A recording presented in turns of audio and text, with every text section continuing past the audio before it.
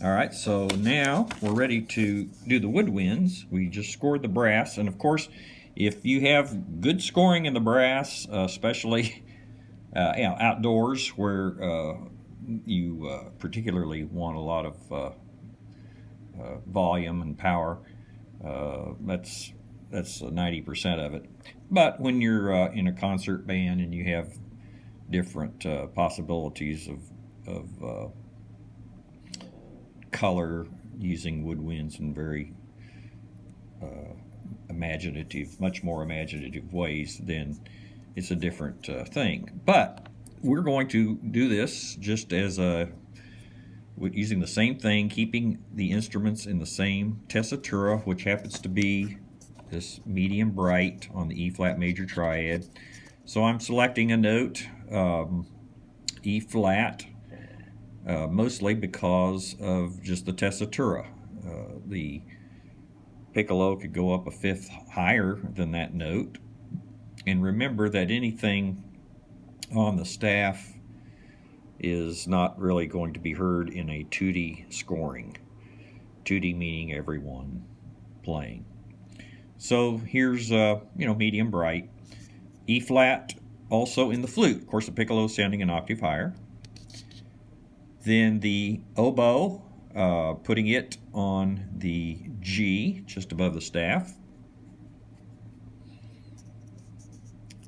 Again, if you consider the range of the oboe, it goes from the B flat down here to the F above that B flat. So again, it's just kind of, or above that G.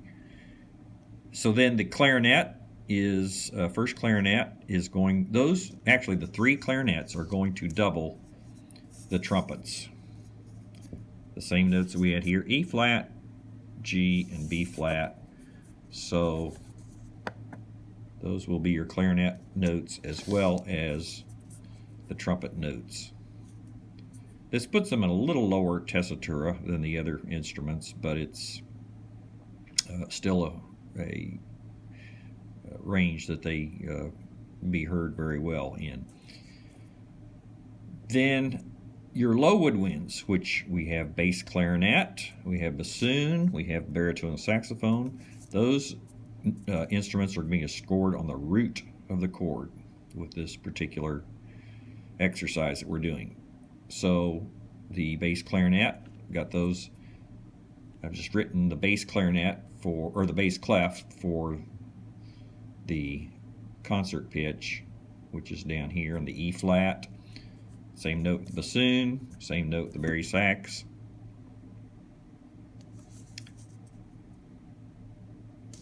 Then the alto saxes and the tenor sax are going to double the French horns. So the French horns, we're playing a G, an E flat, and a B flat. Those are the notes that the alto saxophone is going to play. G, E flat, and then the tenor sax on the B flat. And that gets everyone, all the brass, all of the woodwinds. Again, everyone is in a very similar tessitura, which means you're going to have balance. The power that comes out is going to be a nice solid sound, because then you can play it, different dynamics. But you play a loud dynamic, it's going to be very, very strong. And this is particularly a good type of chord scoring of a chord to use for the last chord of a piece, or a big chord that you might have outdoor for a marching band at the end of a piece or something. Again, this is only really an exercise.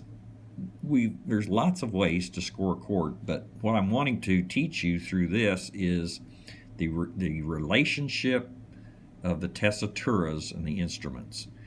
If you have the trumpets in a low tessitura and you have the horns in a high tessitura, and same thing with any other instruments, then you get sometimes some interesting effects, but generally not a good sound for the chord. And So I'm wanting you to learn how those tessituras relate to each other of the different instruments. All right, so then the next step would be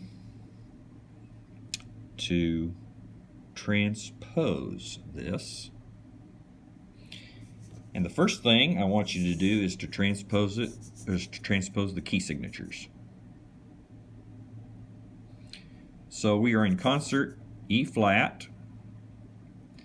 So your piccolo and your flute and your oboe are all going to stay in E flat. The clarinet is going to be a step higher because it sounds a step lower, so you're going to go to the key of F for your B flat instruments. Same thing with bass clarinet, same thing with tenor sax.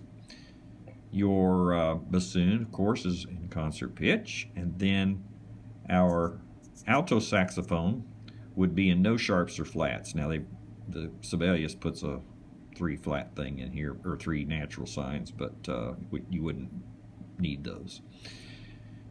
So they're going to be in the key of C. Same thing with the bass sax, from E flat up a major 6 to the key of C. B flat trumpets in the key of F. Your horns are going to be a 5th higher, from E flat to B flat. And everybody else below that in the key of E flat major, the concert key. Then to transpose the notes themselves. So piccolo, flute, oboe, those are going to be the same notes. The clarinet sounds a major 2nd lower. You're going to write it up a step.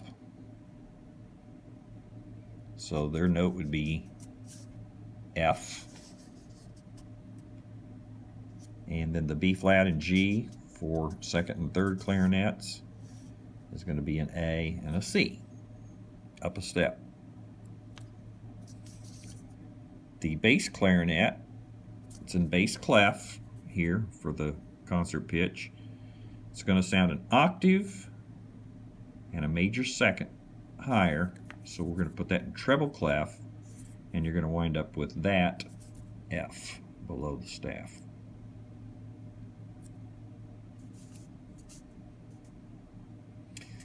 Bassoon, same note. Alto saxophones sound a major 6 lower, so you're going to write them up a major 6. So we have the key of C, and the E flat is going to be a C, the G is going to be an E natural. Again, you can think of these also with your syllables. This is do and mi, and our new key of C for them is also going to be do and mi. Then the tenor sax is going to go up a major 9th, octave and a major 2nd, which gets us to that C. And the bass sax is going to go up, since it's an E flat, sounds a major 6 lower in an octave. We're going to go up a major 6 from E flat to C, and then another octave. We got to put it in treble clef, so we get the middle C. Trumpets also up a step. The French horns are going to be up a 5th. So we go from E flat and G to B and D. And again, that's do and mi, and a new key of B flat, do and mi. The second horns are going to be up a 5th to an F, which is on sol. Trombones will be the same, the euphoniums and the tubas will be the same. And that's it. All right, I'm going to cut this one off and do one more.